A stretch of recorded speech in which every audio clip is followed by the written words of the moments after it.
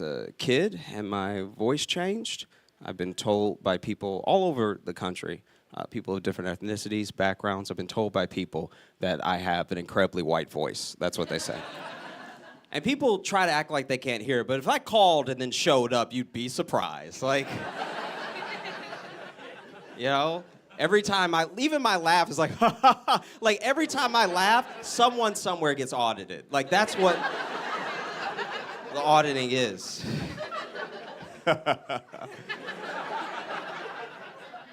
You know? But I didn't realize how like white my voice sounded to people until I was in Louisiana, where I grew up, and I was running for the bus. And the bus in Louisiana is not like the bus anywhere else, because the bus in Louisiana comes once a year. It's a big deal. You need to make it knees to chest, okay? The stakes are high. I don't know if the bus stops. I've never been on it. But I was running so fast and so hard that I knocked down this old man. And I mean, I cleared him, okay? Normally I'd feel bad, but it's the closest my little body's ever come to football, so I was pretty excited. I was like, he might be dead. Look at me go. You know? But I did feel bad, so I let the bus go. I helped him up to his feet. It was this old black man, and I even realized that he was blind, so I saw his stick. So I grabbed his stick. I put his stick back in his hand, and I was like, "Sir, I'm so sorry. I hope you're not injured. You know, you came out of nowhere. Please forgive me." And then this old blind black man went, "Get your hands off me, honky!"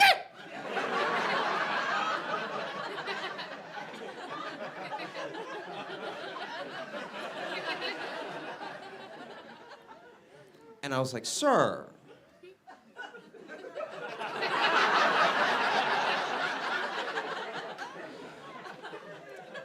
"Sir, I'm black. I'm black like you."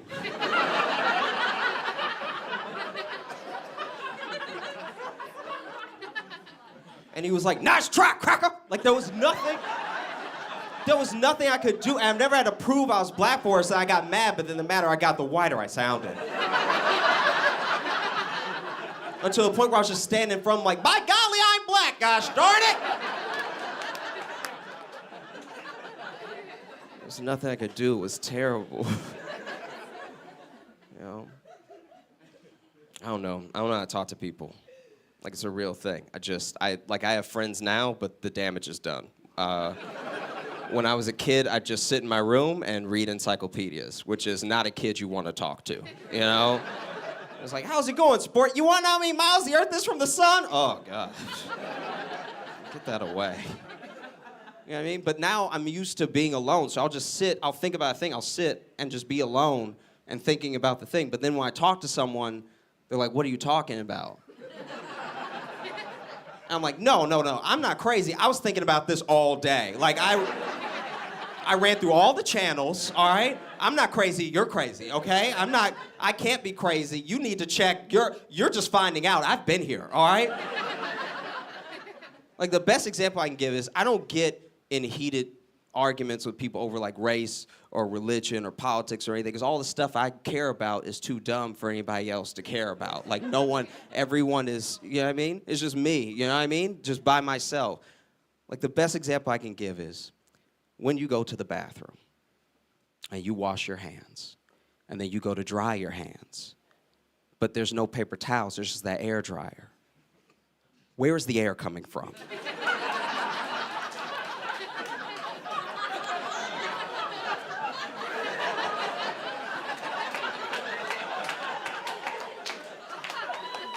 Where's the air coming from?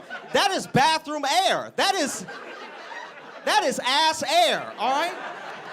You might as well fart your hands dry if you're gonna dry your hands like that. So then I leave the bathroom with my hands wet, you know? So then I shake people's hands like, "Why are your hand wet?" "'Cause I'm clean, okay? I'm not crazy, you're crazy, okay? I'm not crazy, you're crazy. Right? You know? Because I would just sit alone and read and think and read more and then have nobody to talk to and then read and then finally talk to somebody and they're like, "Oh, God, what's happening?" You know what I mean? Like, for instance, I read a lot of history books, you know, just sitting in my room, read a lot of world history, American history, Southern history, because I grew up in Louisiana, I just wanted to know. And one of the things I read that's always tripped me out, right, is that, like, after the Civil War, they let the slaves go. But the slaves still lived in the South. So you probably ran into your ex-slave, like, all the time. Which has got to be the most awkward ex-run-in in history. Just like, oh my God, there he is. Don't look, don't look, don't look, don't look, don't look, don't look, don't look. Hey! How are you doing? Are you mad? Like, that's, what else?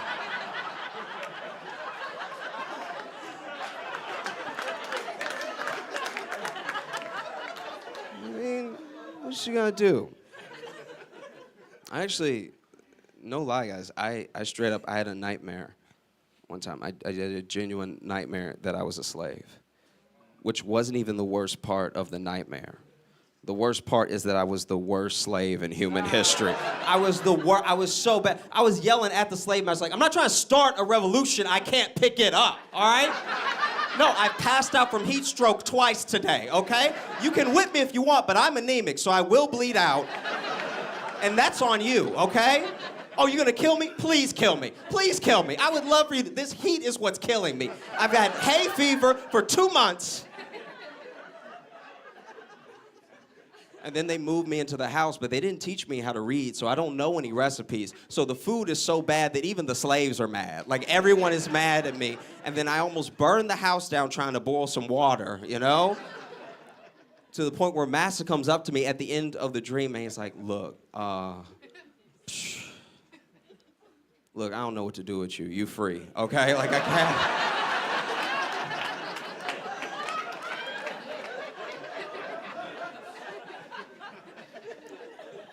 I woke up fired from being a slave. You know? They have this thing that happens in New York a lot. I don't know if it happens in LA as much, but people will get a rescue dog, and this has always bothered me. They will get a rescue dog, and they'll tell everyone the rescue dog's story in front of the dog.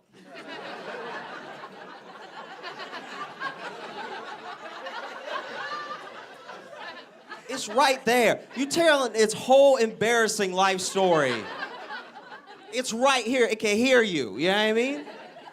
They do it all the time. Like, oh, this is Fifi. She's a rescue. A funny story. Found her under a bridge, raggedy. You know what I mean? Like, dusty, struggling. You know what I mean? Only 3 hairs on her little head. You know.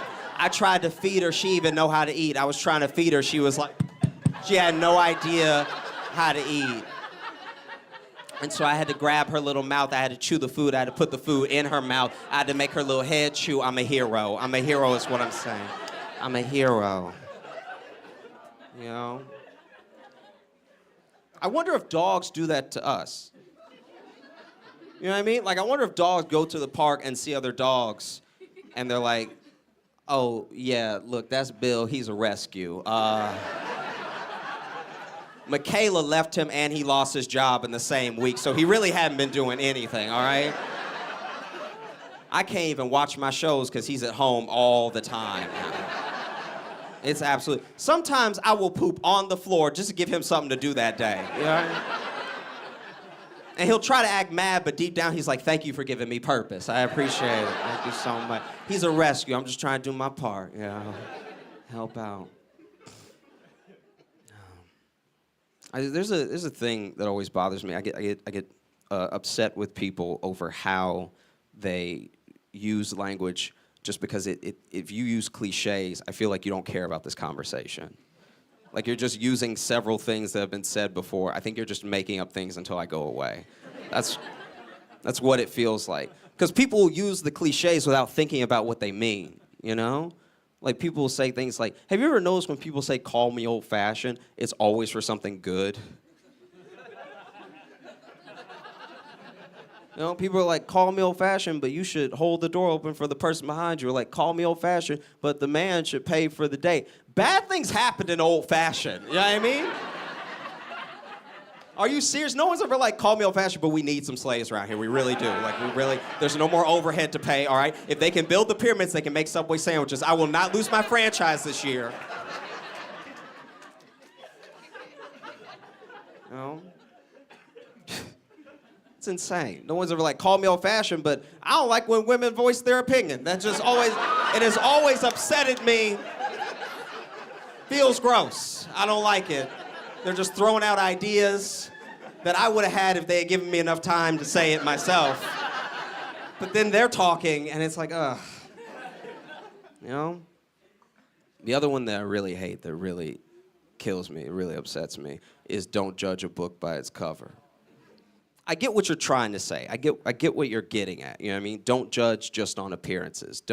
There's more than what meets the eye. I get it, right? But that's a bad analogy. When was the last time a book had the wrong cover? Like, help me out. When have you been going to the bookstore to get a present for your niece, and you're like, I'll get Winnie the Pooh. She like Winnie the Pooh. And then you grab Winnie the Pooh. You just look at the cover. You don't read it. And so you grab Winnie the Pooh, and then you wrap it up, and then you give it to her, and then she unwraps it. And she's like, oh, Winnie the Pooh, I'm so excited. And then she turns the page past the cover, and it's Mein Kampf. That's never happened. No one's going to a bookstore just putting different books on different covers. That's insane. Sometimes I'll be in New York on the subway. I'll be like, he's about to be crazy. I don't know what he's about to do, but he's about to be crazy. I can tell you that right now. I'm just looking at him. He's about to be crazy, you know what I mean? And the train will come and it will leave, and he won't get on or leave the station. He just pulls his pants down. I'm like, see? That book was wearing its cover. How you guys doing? Hey, yeah. I'm gonna tell you a story. I got invited to a party, which was big for me, okay? I don't get invited to a lot of parties, all right? I get there. I didn't know there would be hard drugs at this party, you know? And like, I don't judge or anything. It's just that someone offered me heroin. Right? Like, here's the hierarchy for me, is that like weed, everybody understands weed. Hey, whatever, you know what I mean? Cocaine, you're living on the edge. Crack, you've made a mistake. But no one doing heroin has a 5-year plan. No one, okay? If you do heroin, you either play the guitar really well or you just have a lot of feelings. I don't know what to say about you. So he offered me heroin like it was normal, and I didn't want to not seem cool, but I didn't want to take the heroin. And so he passed it to me, and I was like, no thanks, man. I am stuffed. I could not have any more heroin today. I have had my fill. I am good. Thank you. I live in New York now. I moved to New York from Chicago, and I wasn't ready. Lots of things I was not ready for. One was the rats. I don't know if you guys have rats here, but no one has rats like New York, because the rest of the world's rats have shame. I saw a rat inside, all right, and he saw me see him, and instead of scurrying away, he was just like, what's up, dog? Like, that's... What is that? What is the... And I'm 800 times bigger than him. I could step on him and kill him. And he was like, but you won't, though. Like, that, I'd never been more scared. I saw... My friend got a cat, and was like, it's so great. She eats all the, like... She eats little roaches. She might even get after a rat. The cat was scared of the rat. The cat was like, I'm fine. I'm gonna get on this ledge and wait for him to leave, all right? It's devastating. The other thing I wasn't ready for was the third graders. I don't know what it is about being born and raised in Brooklyn or the Bronx that makes you such a natural bully, but they're monsters, okay? They're little terrorists, all right? I'm more scared of third graders now than I was in third grade. I actually asked to get off work early so I could make sure I was in my house when they got out of school, because I didn't want to run into them anymore. They're little monsters. Like, I was just walking down the street, and one was like, hey, hey. First of all, too much bass for a third grader, all right? I turned around, almost called him sir by accident. I didn't know who was talking to me. I turned, he's like, hey. What's up, bird shoulders? I don't know what that means. But I went home and cried afterward. You ever have someone make fun of you and you don't even get it, but it hits such a core part of who you are that you get hurt anyway? Like, I was sitting, my body hasn't changed since it happened. I probably still have bird shoulder. I have no idea what it is. I have a lot of fears since I'm little, you know? I'm scared of a lot of things.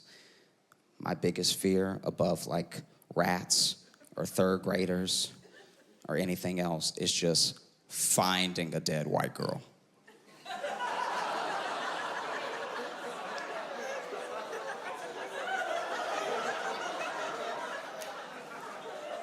In fact, I think that's why there's no black ghost hunters, because we don't want to come in a room and just... I'm too black to just find her. There's gonna be an investigation. There's gonna be leads, okay? People are gonna be calling in. They're gonna use a picture of me on the news. It's not gonna be a good one. It's not gonna be a picture with me looking like the first picture day or something. It's gonna be me stubbing my toe like...